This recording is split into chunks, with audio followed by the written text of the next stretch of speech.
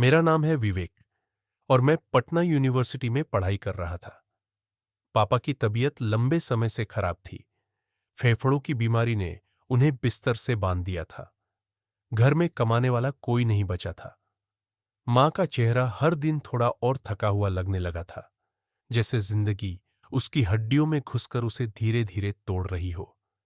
मैंने पढ़ाई के साथ कोई पार्ट टाइम काम ढूंढने का फैसला लिया। कॉल सेंटर, डिलीवरी बॉय, जो भी मिला, कोशिश की, लेकिन समय और कॉलेज की वजह से कुछ भी टिक नहीं पाया। एक दिन कॉलेज के नोटिस बोर्ड पर एक चिपकी हुई पर्ची ने ध्यान खींचा। रात की ड्यूटी, चौकीदारी की नौकरी, केवल जरूरतमंद छात्रों के लिए। स्थान गुल्लरिया टोली श्मशान घाट। लोग उस पर्ची के पास भी खड़े नहीं हो रहे थे। कुछ दोस्त तो हंस पड़े, बोले, भूतों की नौकरी करोगे क्या आप?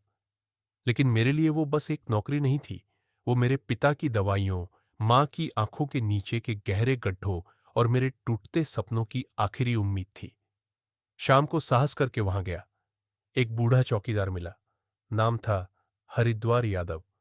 उसने कहा, रात 9 से सुबह 5, डर लगे तो छोड़ देना बेटा। लेकिन एक बार जो यहां आया वो खाली नहीं गया। मैंने सिर हिला दिया। हाँ, डर तो था, लेकिन भूख डर से बड़ी थी। गुलरिया टोली श्मशान पटना शहर के किनारे गंगा के ठीक बगल में बसा है। दिन में यहां कुछ पुजारी, कुछ दुखी परिवार और जली लकड़ियों की गंध होती है।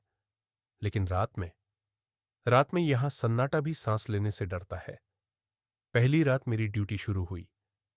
हरिद्वार यादव ने एक पुराना स्टूल और टॉर्च थमा दी।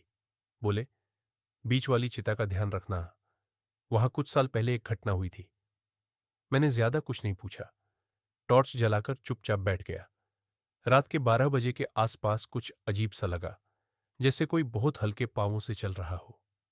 मैं उठा, टॉर्च घुमाई, कुछ नहीं। 1:17 रात की किसी औरत की सी सिसकी सुनाई दी। लेकिन श्मशान में रोना कोई नई बात नहीं। मैं खुद को समझा रहा था, ये सब थकावट का असर है। तभी टॉर्च अपने आप बंद हो गई। जैसे ही मैंने मोबाइल निकाला रोशनी के लिए, मैंने देखा एक अधजली चिता के पास कोई बैठा है, झुका हुआ, और धीरे धीरे कुछ बुदबुदा रहा था। मैंने पीछे से आवाज लगाई, कौन है वहां?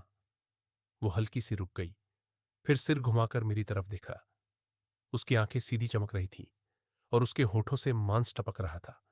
मैं एक कदम भी आगे नहीं बढ़ा सका। यहां मत आओ, उसने कहा।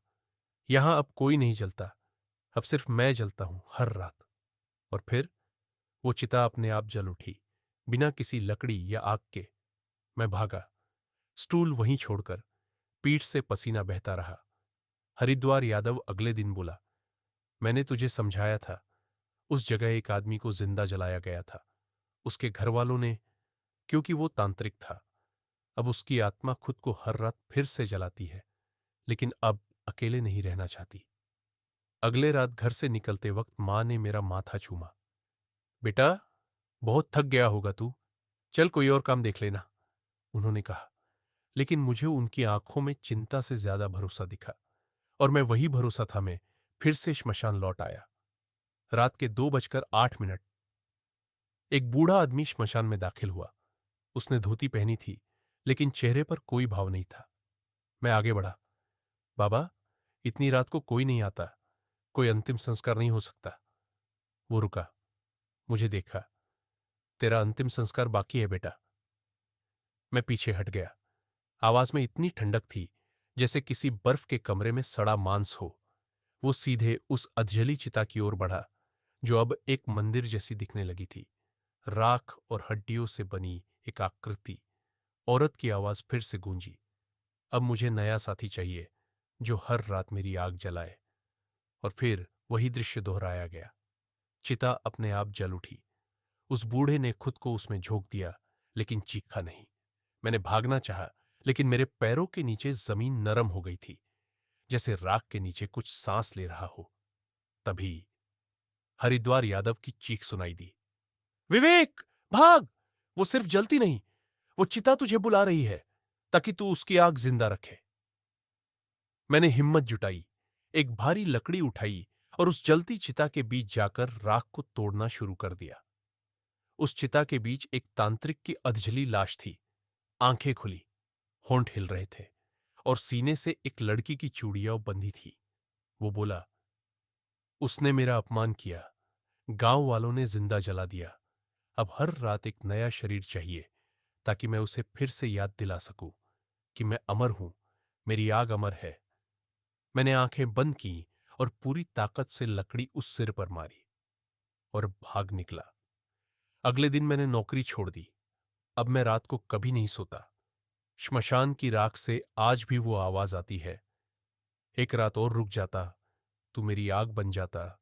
अगर इस सच्ची कहानी ने आपके दिल को छुआ हो और उस रात के सन्नाटे को आपने अपने भीतर महसूस किया हो, तो इस वीडियो को लाइक जरूर करें। कमेंट में बताइए, क्या आप ऐसी जगह पर अकेले एक रात गुजार सकते हैं?